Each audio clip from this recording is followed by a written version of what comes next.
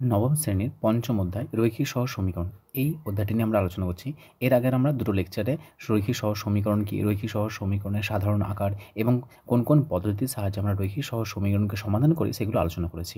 আজকের লেকচারে আমরা রৈখিক সহজ সমীকরণ এই অধ্যায়ের জ্যামিতিক পদ্ধতির সাহায্যে আমরা সমাধান নির্ণয়ের শর্তাবলী দেখব। আমরা রৈখিক সহজ সমীকরণের যে সাধারণ আকার সেটা দেখেছিলাম a1x plus p1y plus c1 = 0 এবং a2x plus b2y plus of c2 = 0।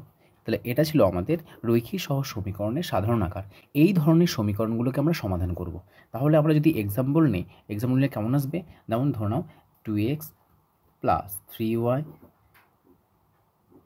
Plus 5 = 0, 3x minus 2y plus 6 = 0। তাহলে এটা হলো কি? এটা একটা রৈখিক সহজ সমীকরণ।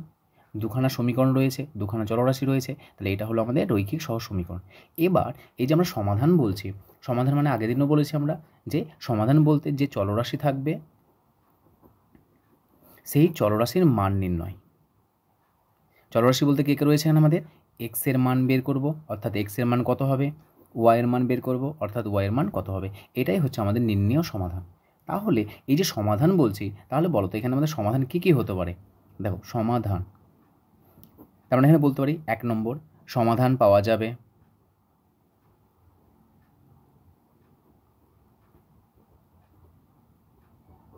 আর 2 নম্বর বলতে পারি সমাধান পাওয়া যাবে না।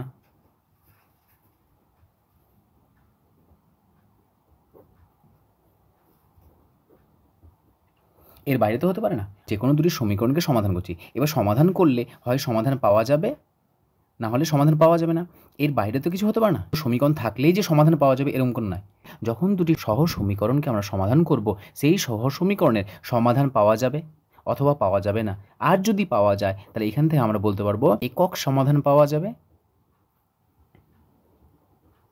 একক বলতে একটি মাত্র মান পাওয়া যাবে, আর একের অধিক মানে একাধিক সমাধান পাওয়া যাবে। তাহলে আমরা কি বললাম? সেই জ্যামিতিক পদ্ধতি বলো অথবা বীজগাণিতিক পদ্ধতি বলো, যে কোনো সমীকরণ, যে কোনো সহজ সমীকরণ এর সমাধান বলতে আমরা হয় সমাধান পাওয়া যাবে, না হলে সমাধান পাওয়া যাবে না। আর যদি সমাধান পাওয়া যায় তাহলে সেখানে আবার দু ধরনের কন্ডিশন আসতে পারে। একটা যে একক সমাধান মানে একটি মাত্র সমাধান পাওয়া যাবে, আর হতে পারে একাধিক সমাধান। এই যে কন্ডিশনগুলো, এই কন্ডিশনগুলো আমরা জ্যামিতিক পদ্ধতির সাহায্যে দেখব। দেখো আগের লেকচারে আমরা বলেছি জ্যামিতিক পদ্ধতি মানে কিছুই নয়, আমরা লেখচিত্র অঙ্কন করব। এই যে লেখচিত্র, এই লেখচিত্রের বিহেভিয়ারের উপর ডিপেন্ড করে আমরা বলবো কোনো রৈখিক সহজ সমীকরণের সমাধান পাওয়া যাবে কি পাওয়া যাবে না। আর যদি পাওয়া যায় তাহলে একক সমাধান থাকবে না একাধিক সমাধান থাকবে। এই লেখচিত্রের বিহেভিয়ার, তার যে ছবি অঙ্কন হবে সেই চিত্র দেখে আমরা বলবো। তাহলে প্রথমে আমাকে জানতে হবে এই যে সহজ সমীকরণ এদের লেখচিত্র কেমন হবে। দেখো এটা একটা সমীকরণ, এটা একটা সমীকরণ। শুধু যদি আমি এরকম বলি, ধরে নাও এক্স প্লাস 2y প্লাস 5 = 0। আচ্ছা এর লেখচিত্র কেমন হয়? এর লেখচিত্র কেমন হবে? এর লেখচিত্র কিছু না, এটা একটা সরল রেখা হবে, সরল রেখা। নিশ্চয়ই তোমরা লেখচিত্র চ্যাপ্টারে দেখেছো। বুঝবো কী করে সরলরেখা হবে? কারণ দেখো এক্স এর ঘাত 1 আছে, ওয়াই এর ঘাত 1 আছে। তুমি যে কোনো সমীকরণ, পৃথিবী তুমি যে কোনো সমীকরণ নাও, সেই সমীকরণে যদি যে চলরাশিগুলি থাকবে তাদের ঘাত যদি 1 হয়, তাহলে 1 থাকলে সেই সমীকরণে যদি আমরা লেখচিত্র অঙ্কন করি তাহলে সেই লেখচিত্র কত হবে? একটা সরলরেখা। বললাম যে রৈখিক সহজ সমীকরণের কী পাওয়া যাবে? এক সমাধান পাওয়া যাবে, অর্থাৎ সমাধান আছে বলবো, আর সমাধান পাওয়া যাবে না অর্থাৎ সমাধান নেই। যদি সমাধান থাকে তাহলে দেখো এখানে আমরা লিখেছি সমাধান থাকলে সেখানে একক সমাধান থাকবে বা একটি মাত্র সমাধান পাওয়া যাবে অথবা একাধিক সমাধান পাওয়া যাবে। এবার এই যে আমরা শর্তগুলো লিখলাম যে সমাধান পাওয়া যাবে, তার জন্য দুখানা শর্ত। তাহলে দেখো এই টোটালটাকে আমরা 3টে ভাগে ভাগ করতে পারি। যদি সমাধান থাকে তাহলে দুখানা পাচ্ছি, তাহলে এটা হলো আমাদের কি? এটা হচ্ছে আমাদের 1 নম্বর, এটা হচ্ছে আমাদের 2 নম্বর, আর এটা হলো আমাদের 3 নম্বর। তাহলে আমাদের 3টে শর্ত পাবো। তাহলে প্রথম শর্ত হচ্ছে আমাদের কি? একক সমাধান পাওয়া যাবে, দ্বিতীয় নম্বর হচ্ছে একাধিক সমাধান পাওয়া যাবে, আর তৃতীয় নম্বর কোনো সমাধান পাওয়া যাবে না। তাহলে এখান থেকে আমরা জ্যামিতিক শর্ত, জ্যামিতিক পদ্ধতিতে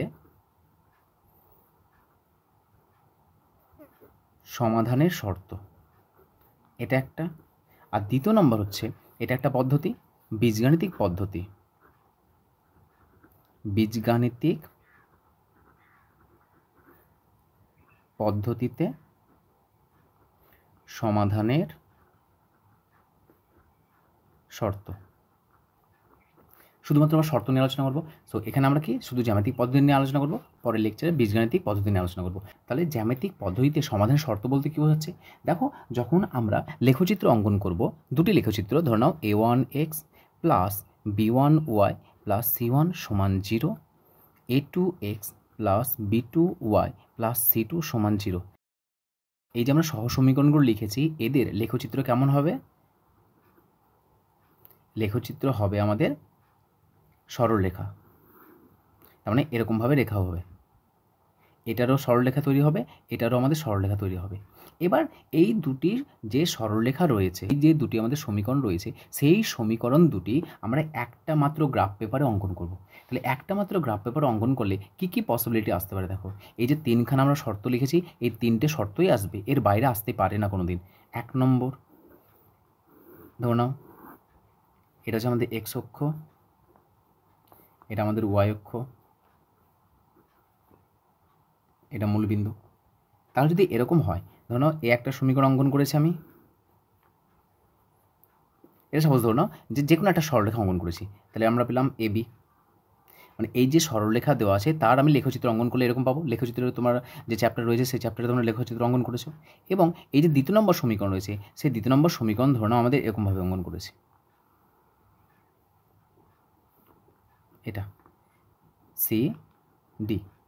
সো এবি যে সরলরেখা, এটা ধরে নাও এবি সরলরেখা, আর এটা হচ্ছে আমাদের সিডি সরলরেখা। তাহলে দেখো এই এবি সিডি সরলরেখা যদি আমি একটা গ্রাফ পেপারে অঙ্কন করি, তাহলে দেখো তারা কতগুলো বিন্দুতে ছেদ করেছে? একটি মাত্র বিন্দুতে ছেদ করেছে।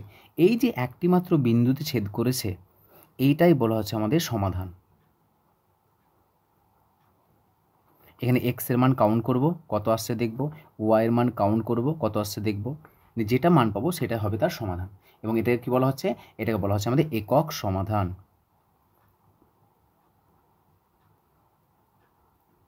কারণ কি? কারণ একটা মাত্র বিন্দুতে ছেদ করেছে। হতেই পারে আমরা দুটি সরলরেখা যদি একটা গ্রাফ পেপারে অঙ্কন করি, তাহলে এরকম একটা কি পসিবিলিটি আসতে পারে না, যে দুটি সরলরেখা পরস্পরকে একটি বিন্দু ছেদ করেছে? তাহলে একে বলা হচ্ছে একক সমাধান। সুতরাং আমরা বলতে পারি এই যে একক সমাধান পাওয়া যাবে, তাহলে জ্যামিতিক পদ্ধতি বা লেখচিত্রের সাহায্যে আমরা বলবো যে কোন একটা সহসমীকরণে একক সমাধান বা একটি মাত্র সমাধান থাকবে যদি শর্ত কি বলতো, দুটি সরলরেখা যদি একটি মাত্র বিন্দুতে ছেদ করে। তাহলে শর্তটা লিখবো এখানে, কি শর্ত? যখন দুটি সরল রেখা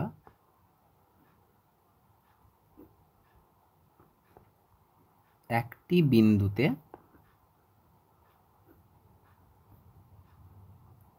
ছেদ করে।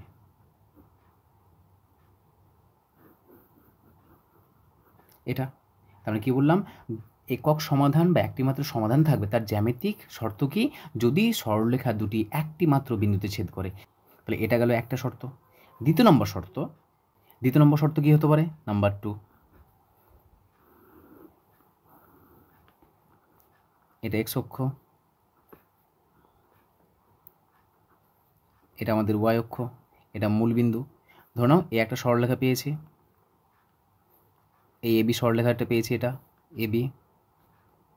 আবার ধরে নাও ওই সরলরেখাটি আবার অঙ্কন করে সিডি সরলরেখার উপরেই, এই যে সরলরেখা, এই সরলরেখার উপরে অপর একটা সরলরেখা পেয়েছি, পেতে পারি কি পারি না? এমন একটা সরলরেখা অঙ্কন করলাম, দেখা গেল আমি এবি সরলরেখা পেয়েছি। আবার ওই সিডি যে সরলরেখা তাকেও যদি অঙ্কন করি, তাহলে এরকমও তো পসিবিলিটি আসতে পারে যে সিডি সরলরেখাটা এবি সরলরেখার উপরে চেপে গেছে। যদি চেপে যায় তাহলে এখানে বলো তো, আচ্ছা কতগুলো বিন্দুতে আমাদের ছেদ করছে? যতগুলো বিন্দুতে ছেদ করবে ততগুলো আমাদের সমাধান। তাহলে তো বলো এখানে এক্স এর মান আর ওয়াই এর মান কত? এখানে যেমন দেখো একটা মাত্র বিন্দুতে ছেদ করেছিল, তাহলে এখানে এক্স এর মান একটা পাওয়া যাবে, ওয়াই এর মান একটা পাওয়া যাবে। আর এখানে দেখো এবি সরলরেখার উপর সিডি সরলরেখা চেপে গেছে, তাহলে যদি চেপে যায় তাহলে কতগুলো বিন্দু আছে এখানে? এখানে অসংখ্য বিন্দু আছে, কারণ জানি আমরা একটা সরলরেখার উপরে অসংখ্য বিন্দু থাকে। তাহলে এই সরলরেখার উপর যতগুলো বিন্দু রয়েছে এই দুটি সরলরেখাকে স্যাটিসফাই করবে। সেই জন্য এখানে কতগুলো বিন্দু রয়েছে? অসংখ্য বিন্দু রয়েছে। আর এই যে অসংখ্য বিন্দু, এই অসংখ্য বিন্দুই হচ্ছে আমাদের কি একাধিক সমাধান, মানে একের বেশি পাচ্ছি আমরা। তাহলে শর্ত কি বলবো এখানে? তাহলে এখানে কতগুলো সমাধান পাওয়া যাচ্ছে? এখানে সমাধান পাওয়া যাচ্ছে আমাদের সমাধান একাধিক, বা বলতে পারি অসংখ্য অসংখ্য সমাধান। তাহলে এর জ্যামিতিক শর্তটা কি লিখব? এর জ্যামিতিক শর্ত লিখব যখন দুটি সরলরেখা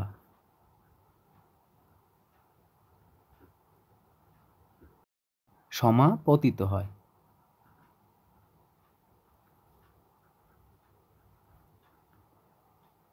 সমাপতিত মানে কি? একটা সরলরেখার উপরে অপর একটি সরলরেখা চেপে গেছে। দেখো এর উপরেই এটা চেপে গেছে, তাই না? তো সেই জন্য বলা হচ্ছে একাধিক সমাধান কখন পাওয়া যাবে? যদি আমাদের সরলরেখা দুটি কি হয়? পরস্পর সমাপতিত হয়। এবং সর্বশেষ 3 নম্বর,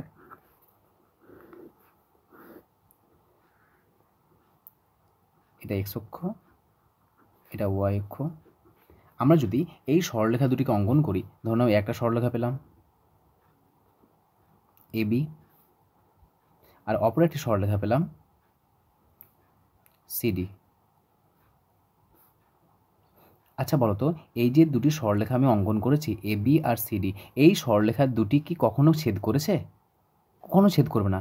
যতগুলো বিন্দুতে ছেদ করবে, যদি আমাদের বলা হয় লেখচিত্রের সাহায্যে সমাধান, তো যতগুলো বিন্দুতে ছেদ করবে ততগুলো সমাধান পাওয়া যাবে। এখানে একটি মাত্র বিন্দুতে ছেদ করেছে, একটি সমাধান। এখানে অসংখ্য বিন্দুতে ছেদ করেছে মানে কি? সমাপতিত হয়ে গেছে, পরস্পরের সঙ্গে মিলে গেছে, মানে কতগুলো বিন্দুতে মিলেছে বা ছেদ করেছে? অসংখ্য বিন্দুতে। তার জন্য এখানে অসংখ্য সমাধান পাওয়া আছে। আর এখানে দেখো, এরা যদি আমি ডান দিকে বাম দিকে যদি অসীম পর্যন্ত বিস্তার করি, বাড়াই, কেন ছেদ করবে না? কারণ এবি আর সিডি হলো এই দুটি সরলরেখা হচ্ছে পরস্পর কি? সমান্তরাল। আর সমান্তরাল সরলরেখা কখনো পরস্পরকে ছেদ করে না। তাহলে এখানে কি বলবো? এখানে সমাধান পাওয়া যাবে না। 1 নম্বর আমরা একক সমাধান পেয়ে গেছি। এখানে একাধিক সমাধান বা অসংখ্য সমাধান পেয়েছি। এখানে আমরা অসংখ্য সমাধান পেয়েছি। আর দ্বিতীয় এখানে দেখো, এখানে আর কী পাবো? লাস্ট হচ্ছে আমাদেরকে সমাধান পাওয়া যাবে না, অর্থাৎ কোনো সমাধান নেই। তার জন্য শর্ত কি? দুটি সরলরেখা পরস্পরকে সমান্তরাল হতে হবে। তা সমান্তরাল হলে যেহেতু কোনো বিন্দুতে ছেদ করছে না, তাহলে কি বলবো? আমাদের কোনো সমাধান পাওয়া যাবে না। তাহলে এখানে শর্ত কি লিখব? যখন দুটি সরলরেখা পরস্পর সমান্তরাল হয়।